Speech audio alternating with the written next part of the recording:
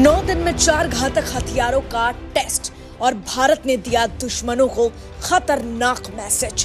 प्रलय से लेकर पिनाका तक साल 2025 के अंत आते आते प्रधानमंत्री नरेंद्र मोदी ने ऐसा बड़ा कदम रखा कि अब साल 2026 में भारत का हर नागरिक गर्व करेगा, क्योंकि इतिहास रचा जा चुका है। अब पाकिस्तान से लेकर चीन और अमेरिका तक भारत से थर थर कांप रहे हैं, क्योंकि साल 2025 में भारतीय सेना ने अपने नाम कई बड़ी उपलब्धियां हासिल कर ली।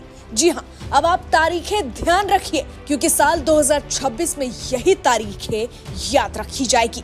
23 दिसंबर K4 न्यूक्लियर बैलिस्टिक मिसाइल और आकाश NG, 29 दिसंबर Pinaka multi barrel rocket launcher और 31 दिसंबर प्रलय बैलिस्टिक मिसाइल, और इससे पहले 1 दिसंबर ब्रह्मोस का रियल वार सिचुएशन टेस्ट। अब सवाल उठता है कि क्या ये सब भारतीय सेना का सिर्फ रूटीन टेस्ट था, या फिर भारत ने साल की शुरुआत में ही पूरी दुनिया को एक सोचा समझा ठोस और रणनीतिक संदेश दिया है? तो जवाब है कि ये कोई इत्तेफाक नहीं है, बल्कि एक बड़ी रणनीति है। आज दुनिया में युद्ध सिर्फ बॉर्डर पर नहीं लड़े जाते, युद्ध डेटा, रेंज, रिएक्शन टाइम और टेक्नोलॉजी से जीते जाते हैं।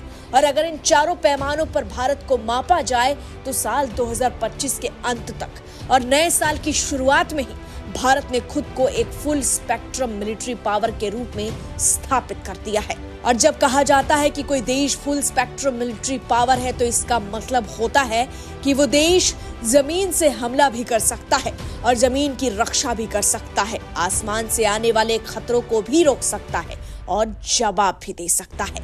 समंदर के ऊपर और समंदर के नीचे से भी ताकत दिखा सकता है। छोटे हमलों से लेकर बड़े युद्ध जैसी स्थिति तक हर स्तर पर तैयार रहता है। यानी सिर्फ एक तरह की ताकत नहीं, बल्कि पूरी रेंज की सैन्य क्षमता। सबसे पहले बात करते हैं ब्रह्मोस की। 1 दिसंबर 2025 को अंडमान निकोबार में ब्रह्मोस का परीक्षण किया गया, वो भी वास्तविक युद्ध जैसी परिस्थितियों में।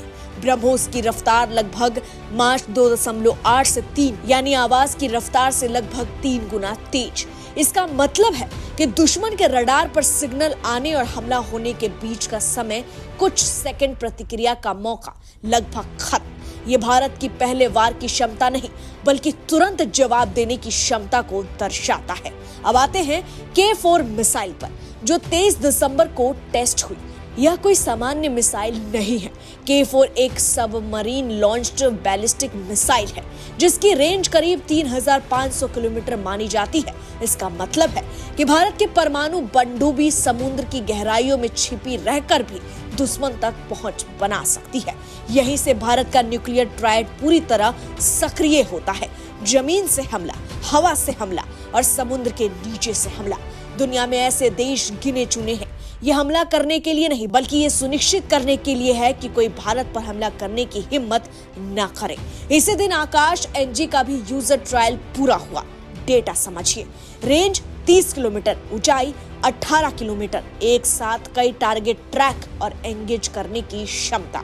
Drone, fighter jet, helicopter, cruise missile सब इसके दायरे में आते हैं। आज जब युद्ध ड्रोन और मिसाइल स्वॉर्म से लड़े जा रहे हैं, तब आकाश NG भारत के लिए सिर्फ एक हथियार नहीं, बल्कि एयर शील्ड है। अब आते हैं 29 दिसंबर पर पिनाका की ताकत उसकी संख्या में है। एक बैटरी से चंद सेकंड में दर्जनों रॉकेट, और वो भी 20 से 75 किलोमीटर तक की मारक क्षमता के साथ। युद्ध के मैदान में इसका मतलब होता है दुश्मन की अग्रिम चौकियां, लॉजिस्टिक सपोर्ट और सैनिक जमावड़े, सब कुछ एक साथ निष्क्रिय। यह युद्ध की भाषा में कहा जाए तो एरिया डिनायल वेपन है। और फिर आता है 31 दिसंबर 2025, साल का आखिरी दिन और संदेश का सबसे तेज वार, प्रलय मिसाइल।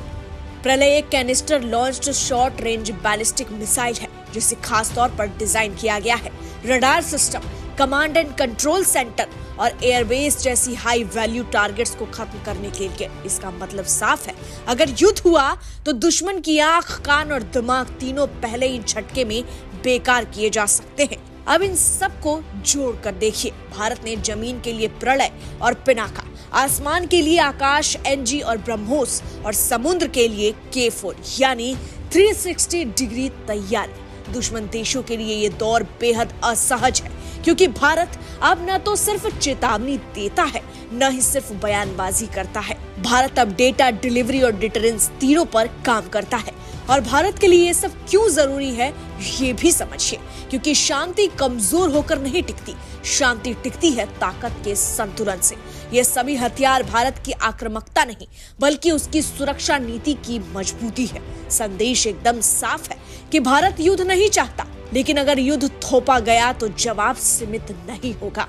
और यही है 2025 के अंत आते आते तक भारत का शांत, आत्मनिर्भर, तकनीकी रूप से सक्षम और हर हाल के लिए तैयार करने वाला संदेश, जो साल 2026 में मजबूती से उभर कर सामने आ गया है। बहरहाल इस पूरी खबर को आप कैसे देखते हैं, आपकी क्या प्रतिक्रिया है, कमेंट में जरूर लिखें। Bureau report, HCN news, Delhi.